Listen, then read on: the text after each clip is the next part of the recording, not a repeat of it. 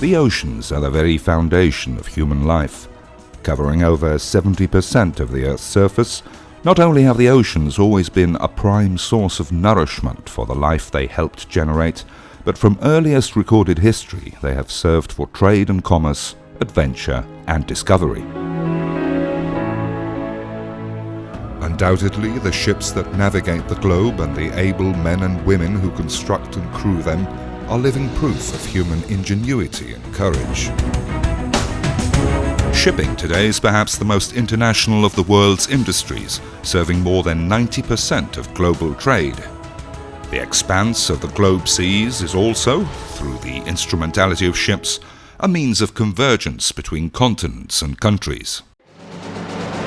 The mighty and magnificent oceans are, however, also a poignant reminder of the tragic loss of lives at sea and of the irreparable damage caused throughout the years to the marine environment. Images of the past haunt us and help us recall in our memories those who have lost their lives at sea, and those who have laboured and those who continue to labour to improve standards towards safer shipping and cleaner oceans. Because of the international nature of the shipping industry, it had long been acknowledged that action to improve safety in maritime operations would be more effective if carried out at an international level, rather than by individual countries acting unilaterally and without coordination with others. Several countries proposed that a permanent international body should be established to promote maritime safety more effectively. However, it was not until the establishment of the United Nations itself that these hopes were realized. In 1948, an international conference in Geneva adopted a convention formally establishing the Intergovernmental Maritime Consultative Organization, or IMCO, which in 1982 became known as the IMO, the International Maritime Organization. This momentous development later proved to be the beginning of a more structured and reasoned global approach towards an improved regulation of maritime issues. The IMO's original objective was the adoption of international legislation relating to shipping safety and the prevention of marine pollution. Later, its focus was broadened to ensure safe, secure and efficient shipping on clean oceans. These objectives have been largely fulfilled. Indeed, over the years, the IMO has been instrumental in the preparation of various international conventions and other instruments, the fundamental purpose of which is the uniformity and harmonization of international regulations relating to maritime affairs.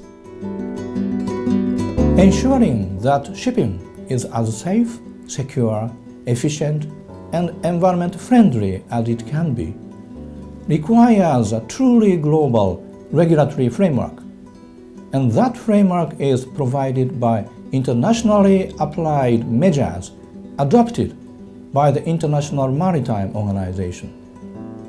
Without a truly worldwide treaty regime, shipping, which is by its nature inherently international, would suffer from a raft of differing national and regional regulations. The importance of having a global authority to regulate international shipping cannot be underestimated. IMO, through its 170 member governments and 3 associate members, adopts the international treaties regulating safety, security, and prevention of pollution from ships, as well as legal and facilitation matters. The national administration then implement these international treaties and the amendments which keep them up to date into their national law. Today, one of the IMO's priorities remains that of ensuring that international maritime conventions and other relevant instruments are implemented on a worldwide basis. With this objective in mind, the IMO International Maritime Law Institute, IMLI, was established in 1988 as a project of faith in the future development of international maritime law. The Institute is a world-recognized center for the training of specialists in international maritime law. It is also an ideal channel for the development and dissemination of knowledge and expertise in the international legal rules of merchant shipping and the law of the sea, and in the related areas of maritime law. The IMO International Maritime Law Institute was established in 1988 through an international treaty between the Government of Malta and the International Maritime Organization of the United Nations. Its main goal is to assist governments, particularly in developing states, to implement IMO treaties and other international legal instruments. For some time, it was clear that a number of member states wished to enforce the rules adopted by IMO, but lacked the necessary human expertise to do so.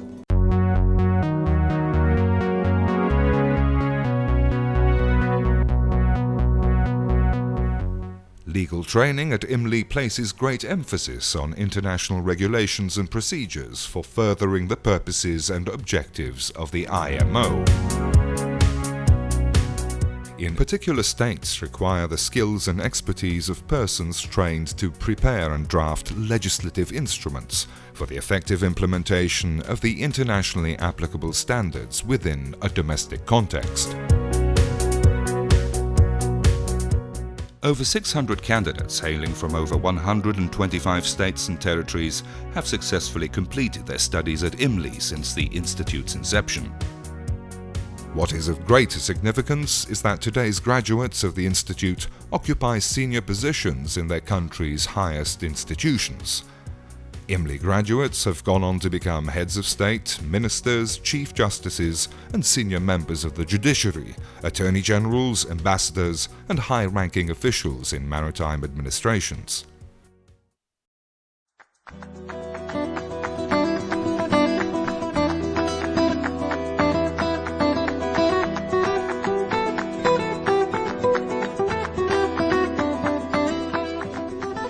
IMLI is located on the University of Malta campus. Malta is a small archipelago composed of 3 main islands, with a relatively small population of approximately 410,000 people, renowned for their friendliness and hospitality. It is rich in history and culture, and is blessed with a temperate and congenial Mediterranean climate.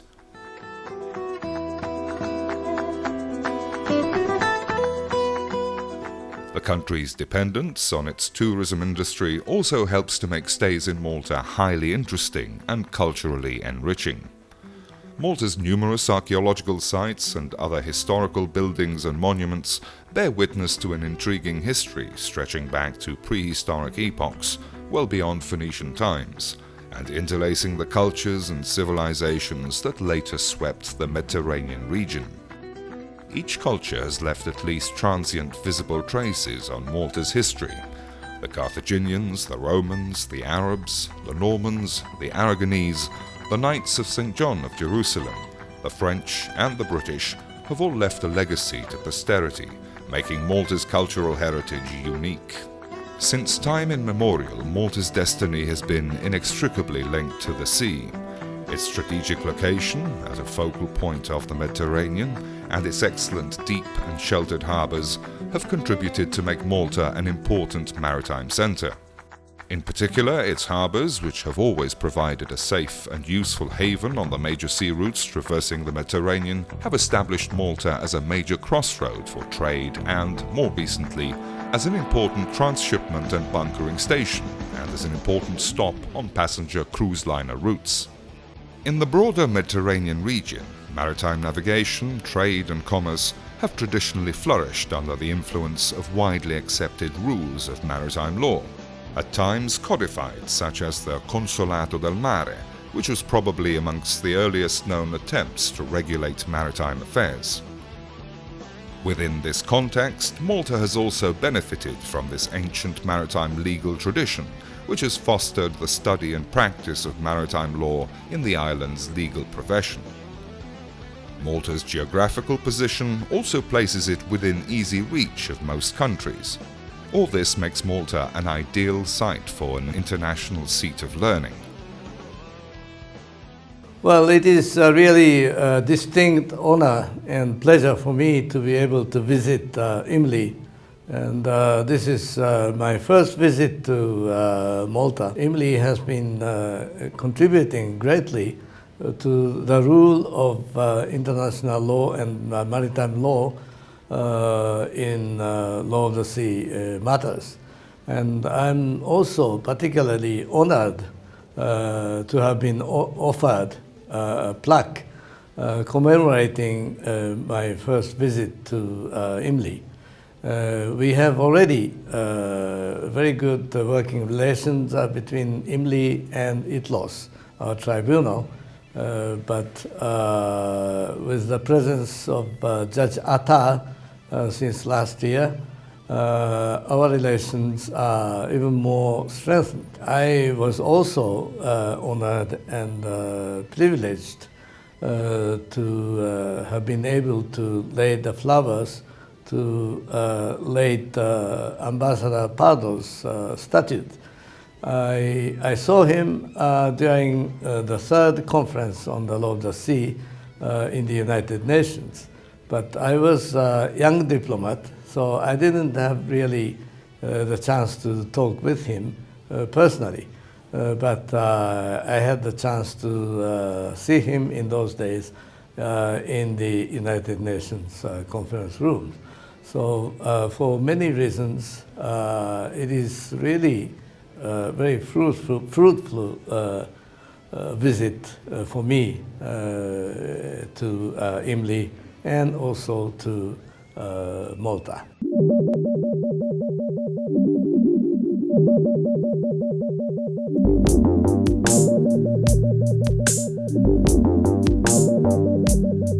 The Institute provides suitably qualified candidates with the opportunity to undertake advanced training, study and research in international maritime law.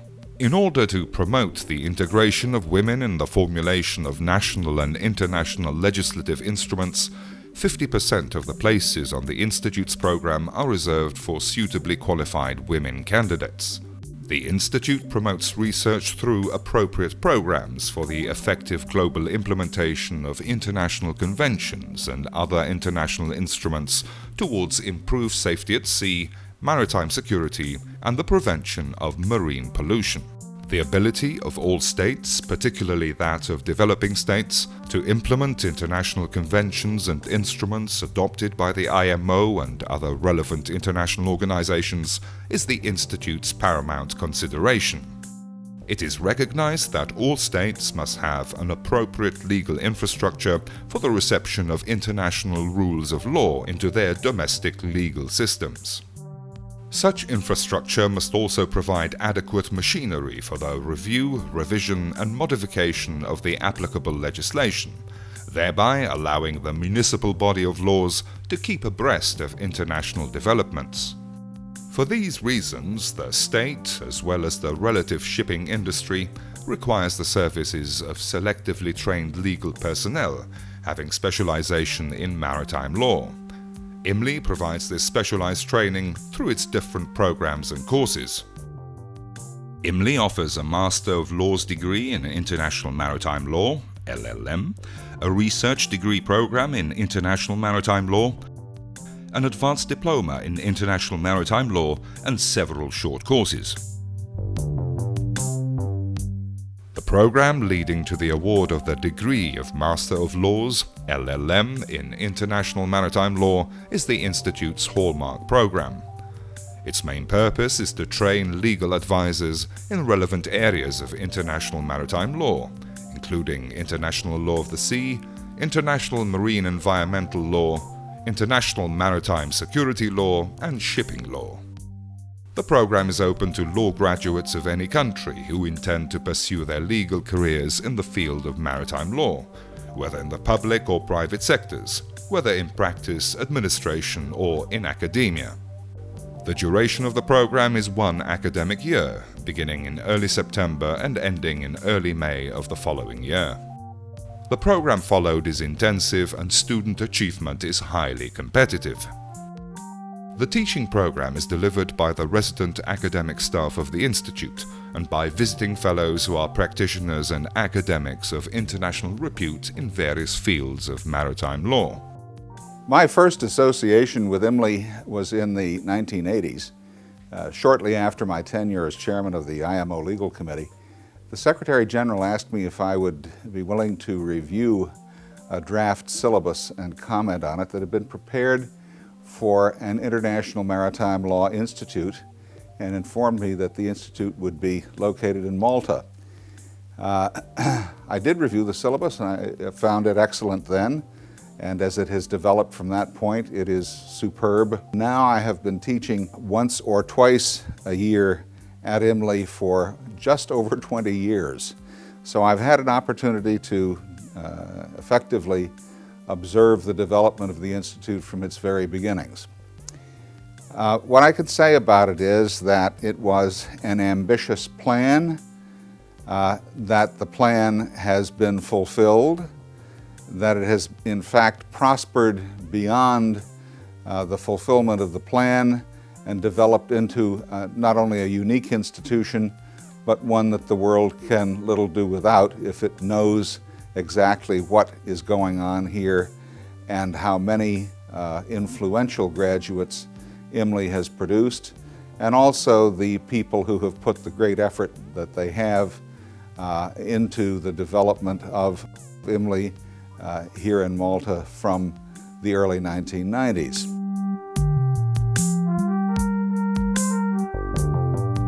I've been to IMLI since 1993, 1994. And when I arrived in IMLI in 1993, I discovered this institute in Malta with very few number of students and very few visiting professors, only 15 students and I would say less than 20 visiting professors. Today the situation has completely changed. Due to the academic reputation of IMLI, developed by his director, David Attar, the Institute is able to attract the best lawyers, best legal experts in the world for delivering lectures in IMLI on their specialities. Personally, I'm very proud to deliver lectures about maritime safety. But there are other legal experts. We do the same for their specialities. The entire program is conducted in English and covers a wide range of topics in the public and private maritime law areas. A unique characteristic of this program is the specialized training in maritime legislation drafting. With the necessary skills and techniques acquired from this training, the students are required to complete a maritime legislation drafting project, which incorporates an international convention into the domestic legislation of their country. As part of the program, each student is also required to write a dissertation of 10,000 words on a topic which is relevant to the student's own country or region, and which falls within the syllabus of the LLM program. What I teach during my visit is carriage of goods by sea. This is a private law subject, and of course most of the people who come here are either public lawyers or have careers which involve them in what I'd call public law. Nevertheless, they need to know about private law, and in particular about carriage of goods by sea, because this pervades all the arrangements made about ships, which are all dealing with mercantile matters, unless of course they're naval. So I regard this as being an important course for the students to do. They come from all over the world. They are very often experienced, hard-working, and it's extremely interesting to meet many of them. So overall, it's a great pleasure to me to be doing this course here. I first visited IMLI in 1995 and delivered a series of lectures to a much smaller group of students then than they have now. I was fascinated by the concept of IMLI, impressed by the quality of the teaching and by the enthusiasm of Professor Attard and his colleagues in their teaching. I've come back most years since then and have been very much struck by the improvement in the quality of the intake and also inevitably by the improved quality of the teaching. And the net result is a very fine institution doing, I believe, wonderful work. And I remain a board member, and that gives me great pleasure, gives me an opportunity to see how the Institute is developing, and I hope contribute a little to the thinking in that connection.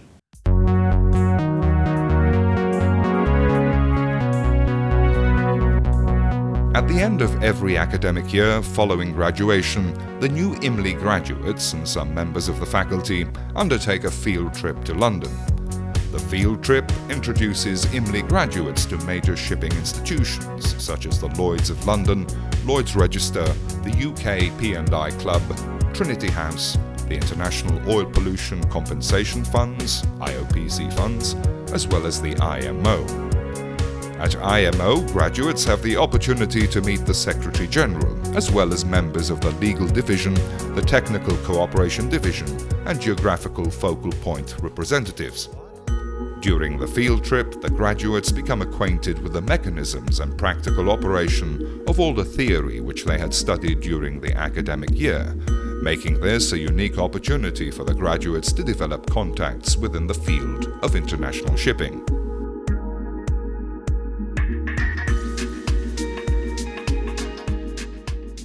IMLI offers a research degree program leading to the award of the degree of Magister Juris, M.Jur, in International Maritime Law and the degree of Doctor of Philosophy, Ph.D., in International Maritime Law.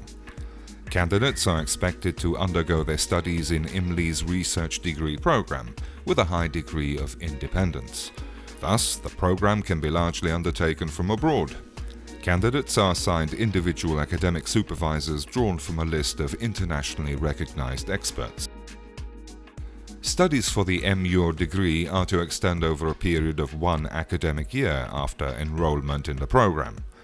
The M.Jur degree is awarded upon the successful examination of a dissertation of between 30,000 and 50,000 words, containing original contributions to knowledge in a subject within the syllabus of the Institute.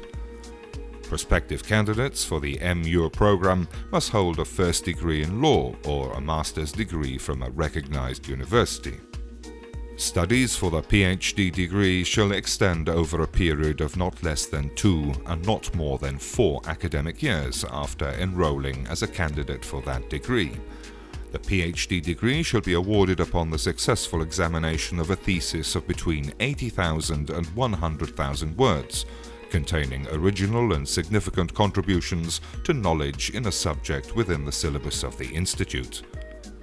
To be eligible for enrollment in the Institute's PhD program, an applicant must have been awarded or listed for the award of the M.Jur degree, with a recommendation from the M.Jur examiners that the candidate be enrolled in the PhD program. One of the gratifying things is to see the level of examiner that we have been able to recruit for the PhDs. We have professors, believe me, from the leading universities of the world. Oxford and Cambridge in the United Kingdom, the continental universities, and universities in the United States.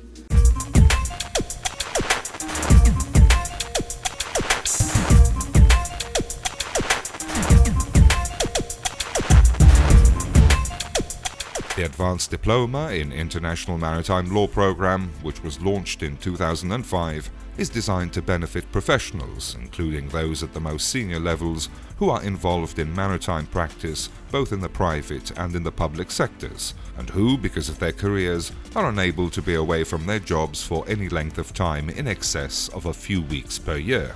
Bearing in mind the differences between the public and private dimensions of international maritime law, the program is split into 3 distinct strands: Advanced Diploma in International Maritime Law Public, Advanced Diploma in International Maritime Law Private, and Advanced Diploma in International Maritime Law General. Upon admission, candidates are required to select one of these strands.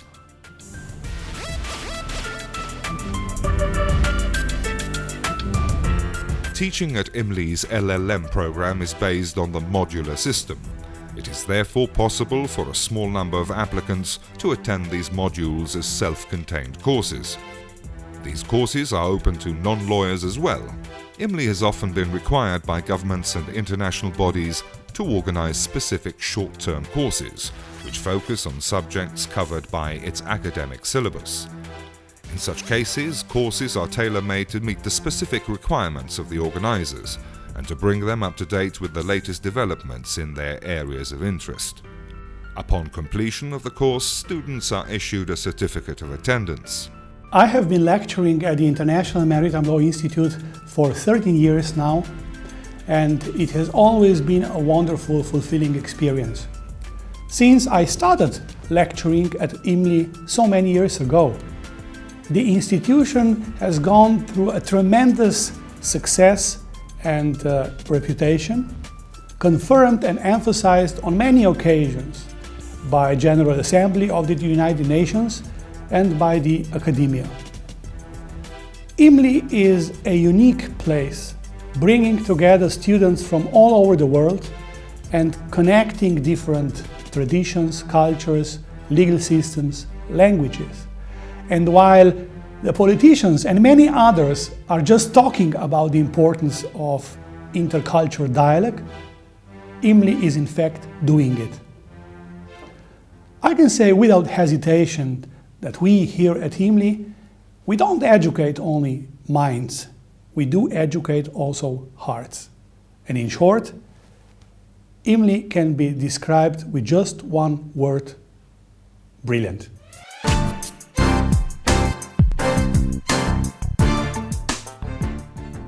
Application forms for all the Institute's programs and courses may be found on IMLI's website or may be sent by the Institute upon request. The application forms should be duly completed by the candidate and sent to the Institute together with the necessary supporting documentation. When all criteria for admission have been met, including clearance and confirmation of financing, acceptance for admission will be notified in writing to the candidate. It is a distinct privilege and high honor to be once again back in Malta and to be able to address the International Maritime Law Institute. Today, I spoke of the common heritage of mankind, which is particularly dear to Malta, as was Professor Arvid Pardo, who launched this idea at the United Nations General Assembly, and the principle of the common heritage of mankind found its way into the 1982 United Nations Convention on the Law of the Sea. The International Maritime Law Institute in Malta, over the years, has been playing a very important role in promoting maritime law, including the law of the sea. Under the wise guidance and able leadership of Professor David Joseph Attard, this institute has become renowned worldwide. Generations of young international lawyers have been trained at IMLI with respect to maritime law and the law of the sea. And I would like to wish IMLI all future success in its endeavors, and I'm sure its successful teaching operations and scientific research and studies will continue and benefit all countries also in the future.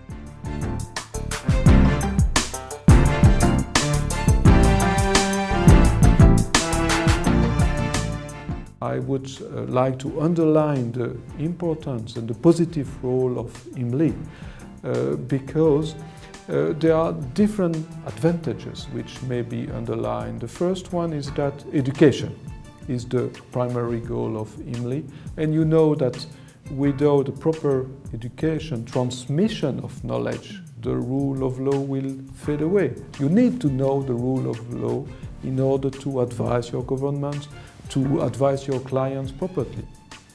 A second advantage is that participants in programs organized by IMLI are not just lawyers, they are selected. And some of them have already an experience in law of the sea matters, advising their governments and handling concrete matters relating to the law of the sea. There is not only education, but also training and capacity building, which is also very important in order to promote the rule of law in law of the sea matters. That's a very important element in this respect. And in the program also this careful balance between maritime matters and also public international law matters relating to the law of the sea is very important. It's difficult to advise to do your job properly without knowing what exists under the umbrella of maritime law, shipping law, and at the same time not knowing what is relevant and what would be used under public international law. This combination is also a very strong point of the program of IMLI, and personally I would say that this program should, and the importance of the program should be emphasized, encouraged and developed.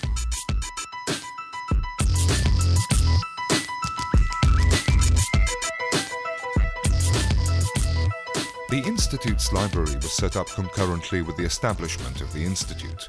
Presently, its holdings include most of the major textbooks in the field of international maritime law written in the English language. During recent years, the library has expanded its acquisition of texts on different legal systems as part of the Institute's endeavors to develop it into a comparative maritime law library. Apart from the acquisitions made by the Institute and the book donations obtained from different law firms, institutions, organizations and distinguished personalities, the library has been expanding its collection of national maritime legislation donated by students. The library holdings are organized in a user-friendly manner following the LLM program structure. The library has a comprehensive book section, a law report section, a periodical section, and research and internet access facilities. The IMLI Library is now recognized as one of the leading specialized research libraries in the field of international maritime law.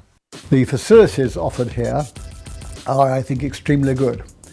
There is a very good library in which I'm sitting now, and I can recollect bringing a well-known maritime lawyer here for the first time, and he said, "Is all this material really available for just 35 students?" And the answer is it is. It's an extremely good library which I'd like to work in myself for very long periods if I had the time.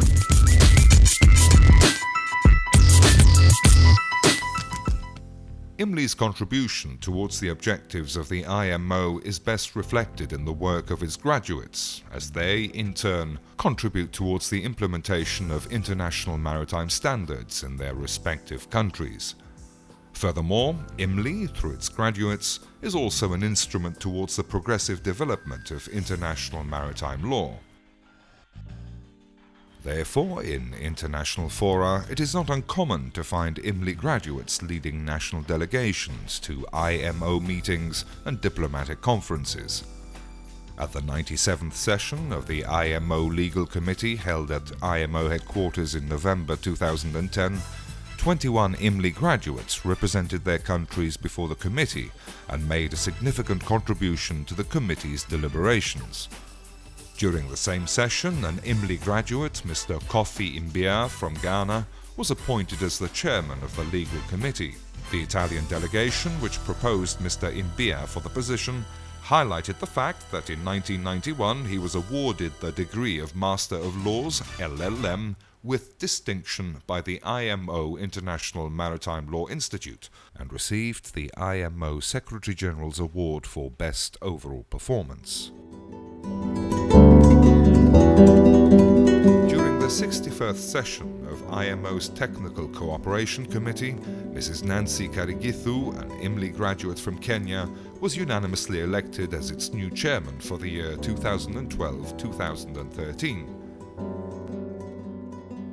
In December 2011, the Assembly of States, parties to the Rome Statutes of the International Criminal Court, elected Ms. Fatou Bensouda from the Gambia as the new prosecutor of the court.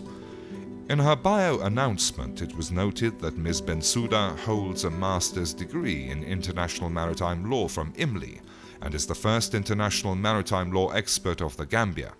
I think it's a tribute to the quality of the work done here that the current chairman of the IMO Legal Committee is a graduate, and at a recent meeting it was possible to draw other graduates from national delegations to have a group photograph. I really think that it's unique that IMO has set up this institute. I remember that from reading the document that this institute has trained some 600 students. Now, these students are a big asset, really, to IMO. In terms of future capacity building, I really think that we should make full use of the knowledge of this institute and also of these individual students. I hope my visit will open a new chapter for the possible cooperation between IMO in the areas of technical cooperation and IMLE. IMLE has created a unique worldwide network of maritime lawyers that is leaving its mark on the harmonization and implementation of international maritime law. In most major ports of the developing world, the international maritime community can now rely on the expertise of an IMLE graduate. Many IMLE graduates attend IMO meetings and representatives of their governments and play a significant part in the discussions, particularly on legal issues. We benefit a lot from their input, and we are proud of them.